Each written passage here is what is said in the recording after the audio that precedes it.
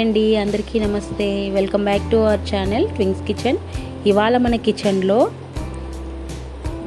జ్యూసీగా ఎంత తినాలనిపించే non veg lovers అందరి ఫేవరెట్ అయిన మటన్ కర్రీని ఎలా ప్రిపేర్ చేసుకోవాలో చూపించబోతున్నాను. ఇందుకోసం నేను ముందుగా ఒక మందపాటి కడాయిలో 6 నుంచి 7 టేబుల్ స్పూన్ల వరకు ఆయిల్ని హీట్ చేసుకున్నాను. ఆయిల్ హీట్ అయ్యాక ఇందులో 4 మీడియం సైజు ఆనియన్స్ని గ్రైండ్ చేసి తీసుకున్నాను. ఈ ఆనియన్స్ ఫ్రై అవ్వడానికి 1 స్పూన్ వరకు సాల్ట్ని వేసుకుంటున్నానండి. ఈ సాల్ట్ వల్ల త్వరగా ఫ్రై అయిపోతాయి ఆనియన్స్. అలాగే 2 స్పూన్ల వరకు అల్లం వెల్లుల్లిపాయ పేస్ట్ని వేసుకుంటున్నాను. ఇది పచ్చివాసన పోయేంత వరకు బాగా ఫ్రై చేసుకోండి. మంచి కలర్ వచ్చింది కదండి. ఇక్కడ ఇలా వీడియోలో చూపించిన విధంగా బాగా ఫ్రై చేసుకోండి. ఇలా మంచి కలర్ వచ్చిన తర్వాత ఇందులో నేను టమాటో ప్యూరీని తీసుకొని వేసుకుంటున్నాను. ఇక్కడ నేను 4 టమాటాలతోటి ప్యూరీ చేసుకున్నానండి. అలాగే ఒక 1/2 స్పూన్ వరకు పసుపుని ఇందులో వేసుకుంటున్నాను. ఈ పసుపు ఇంకా సాల్ట్ బాగా మగ్గేలాగా కూరలో ఒక 2 మినిట్స్ పాటు మూత పెట్టుకొని ఉడికించుకుందాం. ఇంతలో నేను గరం మసాలాని ప్రిపేర్ చేస్తున్నానండి. బయట ఏ మసాలా వేసుకున్నా మటన్కి ఇంత టేస్ట్ రాదు. నేను చూపించిన మసాలాలన్నీ వేసుకొని బాగా ఫ్రై చేసుకోండి.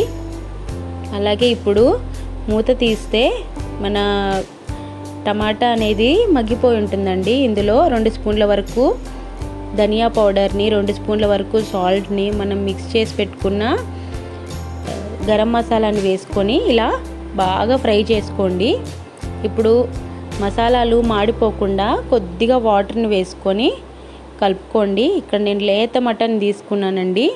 ఈ లేత మటన్ని మీరు కుక్కర్లో అయినా ఉడికించుకోవచ్చు.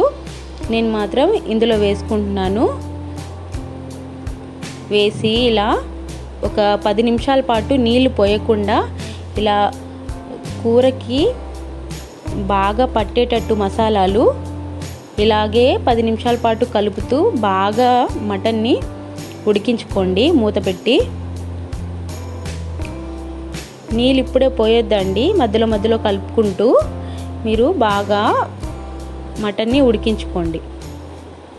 10 నిమిషాలు ఇలా కలుపుతూ బాగా మూత పెట్టి ఉడికించుకున్న తర్వాత ఇప్పుడు కొద్దిగా నీళ్లు వేసుకుంటూ బాగా కలుపుకోండి.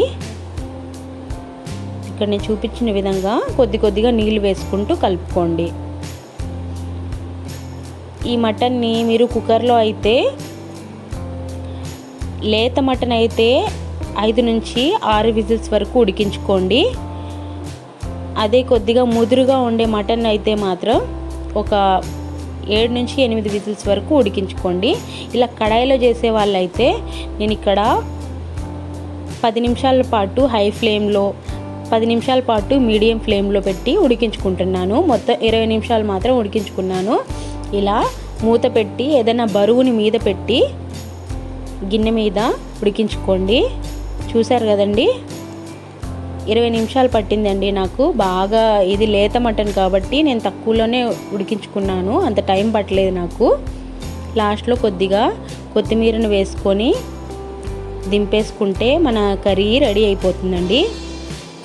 చాలా వేడిగా ఉందండి, నేను చూపించలేకపోతున్నాను మీకు. చూసారు కదా, బాగా మెత్తగా ఉడికిపోయింది పీస్ అనేది. చూసారు కదా, బాగా మెత్తగా ఉడికిపోయిందండి. ఇంతే అండి, సర్వ్ చేసుకుంటే మన మటన్ కర్రీ రెడీ అయిపోయినట్టే. మీకు నచ్చినట్లయితే లైక్ చేసి, షేర్ చేసి, సబ్స్క్రైబ్ చేసుకోండి. ఎలా కుదిరిందో ట్రై చేసి నాకు కామెంట్లో షేర్ చేయండి. Thanks for watching.